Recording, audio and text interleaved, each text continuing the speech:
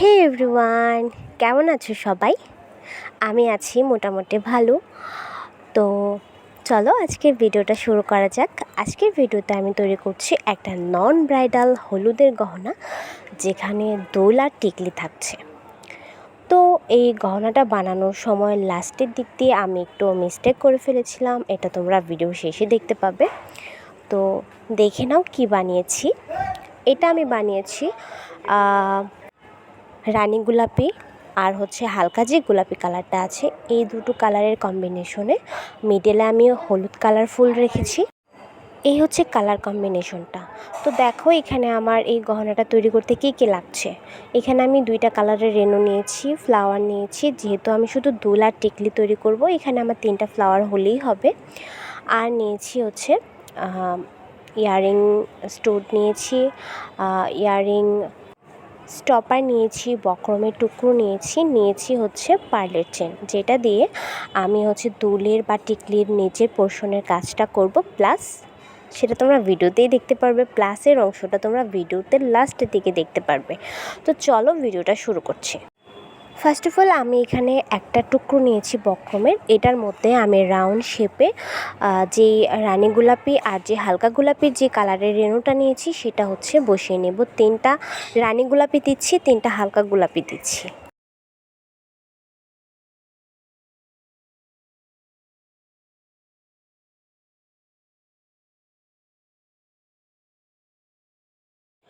এই আমার বেসটা রেডি হয়ে গেছে।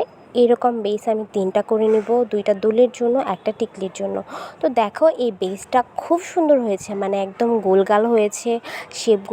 শেপটা খুব সুন্দর, এবং রেনুর যে বাড়তি কিছু অংশ থাকে ওগুলাও বেরিয়েছিল না। তো আমার কাছে এই 3টা রাউন্ড যে করেছি তিনোটাই খুব সুন্দর লেগেছে, খুব সুন্দর হয়েছে ফিনিশিংটা। এরপর হলুদ কালার যে পেপার ফ্লাওয়ারটা আছে সেটা বসানোর পালা। তো পেপার ফ্লাওয়ারগুলো আসলে আমরা যখন বাজার থেকে কিনে নিয়ে আসি অনেক কিছুর সাথে এগুলো আনা হয়, তো দেখা যায় পাপড়িগুলো একটু চুপসে থাকে। তো এগুলাকে হাত দিয়ে বা আঙুল দিয়ে খুব সুন্দর করে ফুটিয়ে নেওয়া যায়, যেমনটা আমি করছি ভিডিওতে। এমনভাবে যদি তোমরা করে নাও তাহলে দেখতে সুন্দর লাগে। তারপর এই ফ্লাওয়ারগুলোকে আমি যে 3টা বেস তৈরি করেছি এর উপরে বসিয়ে দিচ্ছি।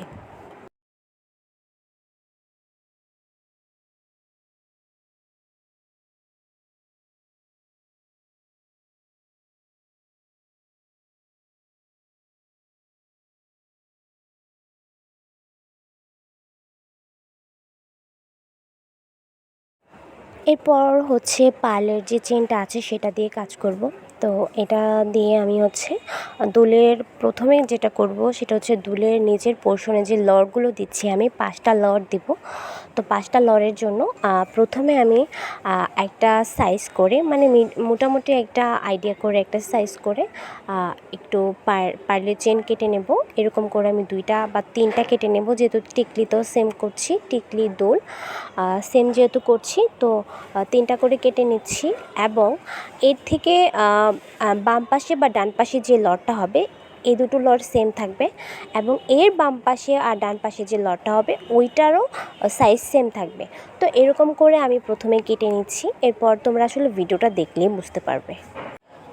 তারপর দুলের পেছন সাইডে আমি এই যে পার্লের চেনগুলো কেটে নিয়েছি এগুলো বসিয়ে দিচ্ছি, খুব সুন্দর করে শেপ মতো বসিয়ে দিচ্ছি।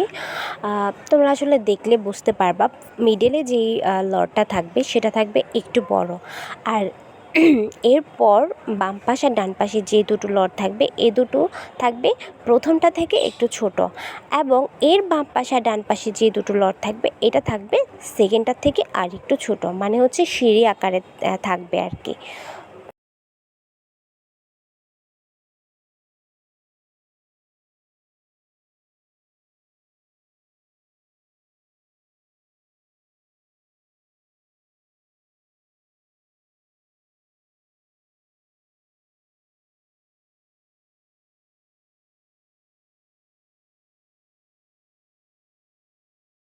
তো আমি আশা রাখছি যে তোমরা বুঝতে পেরেছো আমি কি প্রসেসে এই কাজটা করেছি। তো তারপর আমি এখন পার্ল নিয়েছি এখানে, আর নিয়েছি হেডপিন। তো হেডপিনের ভেতরে আমি পালটাকে গেঁথে নেব। এরপর পালটাকে হচ্ছে যে লরগুলো আমি করেছি পাল চেন দিয়ে সেগুলোর মধ্যে আটকে দেব। এখন তোমরা যে কাজটা দেখতে পেলে, এর থেকে তোমরা আরও একটা জিনিস শিখতে পারলে, সেটা হচ্ছে প্লাসের ব্যবহার, যে নোজ প্লাসটা আমরা কিভাবে ব্যবহার করতে পারি, ঠিক আছে না? যেমন এখানে নোজ প্লাসের ব্যবহারও দেখতে পেলে, হেড পিনের ব্যবহারটা কিন্তু তুমি দেখতে পেলে। মানে যারা হচ্ছে একদম স্টার্টিংয়ে আছো বিজনেসের, আর হচ্ছে কাজ মাত্র শুরু করেছো, অনেক কিছু বুঝতে পারছো না, তো তারা আশা করি এই প্লাসটা তো অবশ্যই লাগবে তাদের।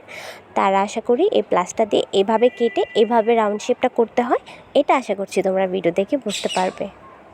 ওইদিকে আমার পাখিটা, মানে হচ্ছে আমার একটা টিয়া পাখি আছে, ওইটা খুব চিল্লাচিল্লি করতেছে। আমি যখনই মানে আসলে একটা ভয়েস দিতে যাই তখনই তার চিল্লাচিল্লি করা লাগবে। এখন রাত হয়ে গেছে, এরপরও সে চিল্লাচিল্লি করতেছে। সো তোমরা কিছু মনে করো না, ওই আওয়াজটা একটু অ্যাভয়েড করো। তো এক এক করে আমি সবগুলো হচ্ছে পার্লের চেনের নিচের যে পালগুলো আমি বসাচ্ছি সেগুলোকে এক এক করে সবগুলোতে বসিয়ে দিচ্ছি। আমার সাথে যেটা হয়, বরাবরই যেটা হয়, যখন দেখা গেল যে হলুদের গহনার অর্ডার শুধু আসতেছে, তখন শুধু এইটারই অর্ডার আসে। যেমন কিছুদিন আগে একটা ব্রাইডাল সেট অর্ডার নিলাম, সেটা তো তৈরি করে তোমাদের দেখালাম। মানে গত ভিডিওতে যেটা আমি বানিয়েছি সেটার কথা বলছি। এর আগে আমি প্রায় 11টা সেট কমপ্লিট করেছি, এর আগে একটা ব্রাইডাল সেট করেছি, আর এখন হচ্ছে যে জুয়েলারিটা আমি বানাচ্ছি সেটার একটা অর্ডার ছিল। একজন দিদি করেছে, ঢাকা থেকে অর্ডার করেছিল। তো তিনি আমাকে ডিজাইন দিয়ে দিয়েছে, আমি সেই সেম ডিজাইনটা ফলো করেই বানাচ্ছি, যেটাকে আমরা কাস্টমাইজ ডিজাইন বলি। তো দেখো এখানে আমি টিকলি আর দোলের যেই নিচের পোর্শনের কাজগুলো আছে সেগুলো করে নিয়েছি। এখন হচ্ছে আমার সিকিউর দেওয়ার পালা। তো সিকিউরটা আমি যেভাবে দিচ্ছি তোমরাও সেভাবেই দেওয়ার চেষ্টা করো, আশা করছি এতে তোমাদের লাভ হবে।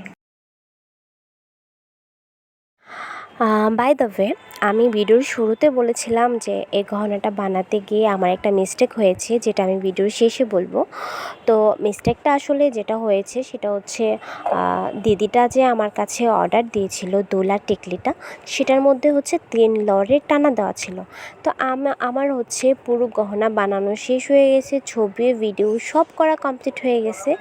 আমি যখন ডেলিভারি দিতে যাব, মানে ডেলিভারি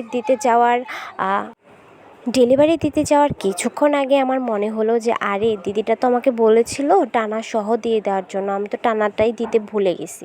তো এরপর আমি খুব তাড়াহুড়া করে টানাটা অ্যাড করে নিয়েছি দুলের মধ্যে। তো টানা অ্যাড করার যেই বিষয়টা, সেটা তো তোমরা এর আগের ভিডিওতে দেখতে পেলে। আগের ভিডিও না দেখলে তোমরা সেটা দেখে নিও। আর যে মিস্টেকটা আমি করেছি সেটা আর এই ভিডিওতে আর দেখাতে পারলাম না সময় কম থাকার কারণে। তোমরা শুধু এর ফাইনাল লুকটা ভিডিওর শেষ অংশে দেখতে পাবে। আর এই ইয়াররিং হ্যাঙ্গিংটা দিয়ে আমি টিকলির উপরের যে কাজটা আছে সেটা করছি, মানে যেটা আমরা মেনলি চুলে আটকাই। এই ইয়াররিং হ্যাঙ্গিংটা ছাড়া আসলে চুলে খুব ভালোভাবে আটকিয়ে রাখাটা একটু অসম্ভব। এই জন্য এই ইয়াররিং হ্যাঙ্গিংটা ব্যবহার করাই ভালো এক্ষেত্রে। তো এই হচ্ছে আমার টিকলিটাও হয়ে গেছে। বাই দ্য ওয়ে, তোমরা এখন দেখতে পাবে আমার পুরো সেটের হচ্ছে আউটপুট বলতে পারো, বা হচ্ছে একদম ফাইনাল লুক যেটা বলতে পারো সেটা। তো এই জিনিসটা আমি আমার পেজে আপলোড করার পরে সবাই তো খুব পছন্দ করছে। আসলে এই জিনিসটার কালার কম্বিনেশন প্লাস হচ্ছে এই ইয়াররিংসটা কানে পরলে এত বেশি গর্জিয়াস লাগবে, টিকলিটা সহ আর কি, অনেক সুন্দর লাগবে। তো তোমরা যদি অর্ডার করতে চাও আমার ফেসবুক পেজে তোমরা মেসেজ করতে পারো। আর এটার প্রাইস আমি মাত্র 300 টাকা রাখছি। বা তোমরা অর্ডার না করতে চাইলে নিজেরাও বানিয়ে নিতে পারো আমার ভিডিও দেখে দেখে। সো সবাই ভালো থেকো, পরবর্তী ভিডিওতে দেখা হবে।